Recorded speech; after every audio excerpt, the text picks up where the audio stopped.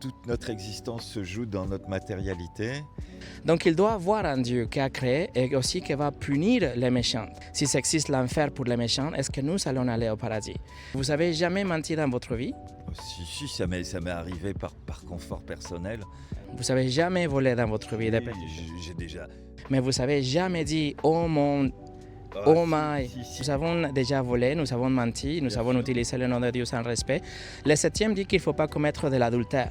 Mais Jésus a dit que si on a le regard, si on convoite quelqu'un, si on a le désir charnel pour quelqu'un qui ne vous appartient pas, on a déjà transgressé le septième aussi. Le sixième dit qu'il ne faut pas tuer, donc vous savez jamais tuer quelqu'un. Mais encore une fois, la Bible dit que si on a la haine dans notre cœur, c'est comme si on avait déjà tué. Donc vous voyez, le standard de Dieu, c'est beaucoup plus haut que ce que nous avons fait. Ça va au-delà de l'action, mais à l'intention de notre cœur aussi.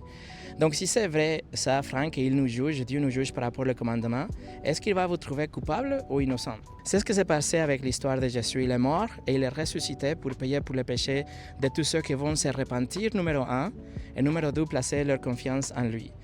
Donc, si c'est vrai ça, Franck, je viens de vous partager en fait la recette pour la vie éternelle. Juste pour finir, vous ne devez pas avoir peur d'être puni en enfer ou d'être puni de la même manière que les présidents d'aujourd'hui ou les personnes d'aujourd'hui.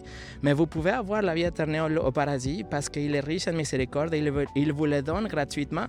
C'est quelque chose de gratuit. Vous ne devez pas aller à une église, donner de l'argent aux pauvres.